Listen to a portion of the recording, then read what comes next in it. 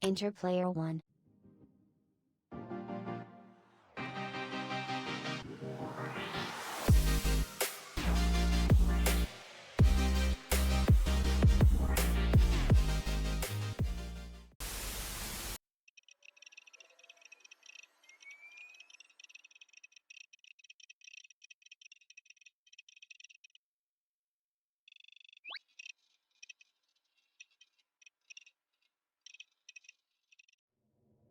Vault-21. The grand experiment where everything was decided by gambling, because apparently when the world ends, the best way to rebuild civilization is through blackjack and poker. But we aren't just here to mock this absurd idea. No, today we're going to get into the grit. Why did Robert House and Vault-Tec think gambling was a solid foundation for survival? Why did House fill the vault with concrete? And how does all this tie into your favorite pastime, watching TV? Buckle up. Let's start with Vault-Tec, that notorious pre-war corporation that never met a disaster it didn't want to exploit for science. Vault-21 was designed as an egalitarian utopia where every decision, whether it was who would lead or what was for dinner, was settled by rolling dice or dealing cards. Everything from political power to personal disputes was left to Lady Luck. Vault-Tec had a good chuckle about that one, I'm sure. If luck is truly blind, what could possibly go wrong? The thing is, Vault-Tec didn't just slap a few slot machines in and call it a day. They rigged the whole thing, as usual. They wanted to see if random chance could be a basis for governance, ignoring centuries of societal evolution, technological progress, and, common sense. But Vault-21? Oh, they dove in headfirst. Equality through gambling, huh? It's almost like they were training people to be professional suckers. Which brings us to Robert House, who played them all like a stacked deck. Robert House, the king of New Vegas, visionary of a new world, and possibly the most arrogant man to ever live. House saw potential in Vault-21, but not in the Vault's bizarre concept of governance. No, he had bigger ambitions. See, Mr. House had his reasons for absorbing Vault-21 into his grand plan for New Vegas, and trust me, they had nothing to do with the egalitarian ideals of gambling. When House began his takeover of New Vegas, Vault-21 was sitting right in the middle of the future strip, and in House's mind, anything that wasn't useful to him was little more than an inconvenience, or, in this case, a perfect storage unit for concrete. But why bury most of Vault-21 in concrete? House could have simply abandoned the vault or repurposed it as an extension of his strip. Why destroy it? Because House doesn't share. Vault-21 was an autonomous society, and autonomy is dangerous when you're trying to establish total control. He couldn't have an independent community existing right under his nose, especially one that made decisions by gambling. He needed to dominate, to make New Vegas his domain, and to do that, Vault-21 had to be put in its place.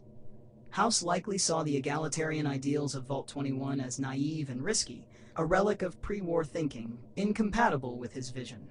So he played their own game, literally. He got them to gamble for the future of the Vault. Oh, I can just imagine him smirking as they gambled away their autonomy, thinking they stood a chance. Once his supporters won, House turned Vault-21 into little more than a tourist trap, a quaint reminder of a past society, devoid of its original purpose. And for the unlucky residents, he left them only a small portion of their vault to live in, while the rest became a mausoleum of concrete. But Mr. House wasn't just cleaning up a vault. He was cleaning up a narrative. The vault had to fit into the story of New Vegas, a utopia reborn under his leadership. Now, how does this all tie into the Fallout TV show? Well, picture this.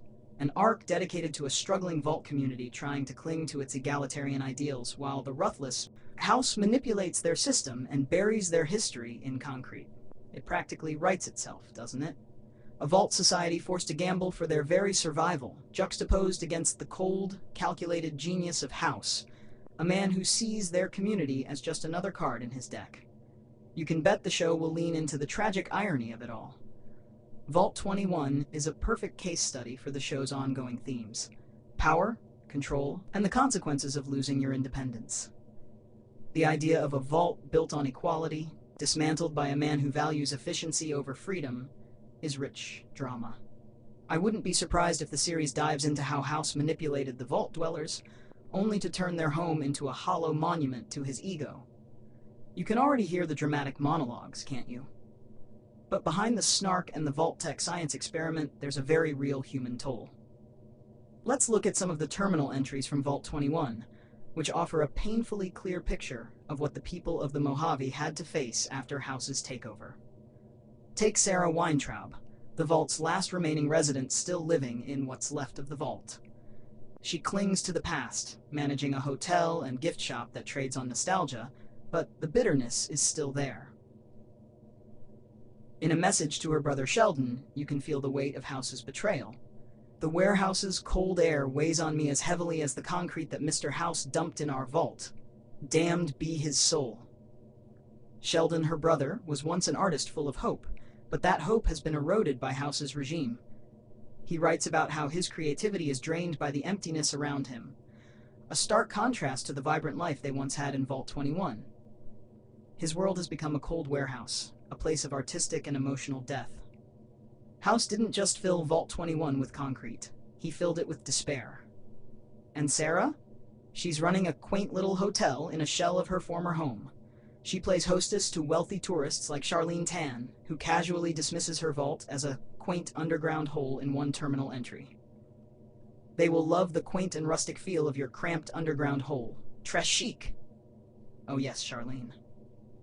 I'm sure that's exactly how Sarah feels about watching her home be turned into a theme park attraction for the Strip's elite. You can just imagine the snarl behind Sarah's customer service smile as she sells yet another Vault 21 suit to some pompous fool. In one message, Sarah confesses her mistrust of House, fearing the day he'll discard her when she's no longer useful. I can't shake the thought that one of these days he'll just push me out into the open, once he does not need us anymore. The Vault dwellers of Vault 21 were once a proud, independent society, reduced to living under the shadow of House's empire, stripped of their autonomy, and forced to sell out their heritage to survive. And it's all because of one man's insatiable desire for control. In the end, Vault 21's tale is a tragic one, as so many of Vault-Tec's experiments are. It was a place built on an idealistic notion of equality and fairness, yet it ended in domination and erasure. The Vault dwellers, once equals in a game of chance, were played and defeated by a man who always had the upper hand. House didn't just conquer Vault 21, he erased it. And the people of the Mojave? They're left living in the wreckage, trying to hold on to some semblance of the lives they once had. Vault 21 may have been built on the idea that the House doesn't always win, but in the end, House won, and he didn't even need to gamble. So, here's to Vault 21, a testament to how, no matter how fair the game seems, there's always someone behind the curtain stacking the deck. And here's to the Wastelanders who keep playing, even when they know the odds are against them. But hey, at least they've got great room service, right?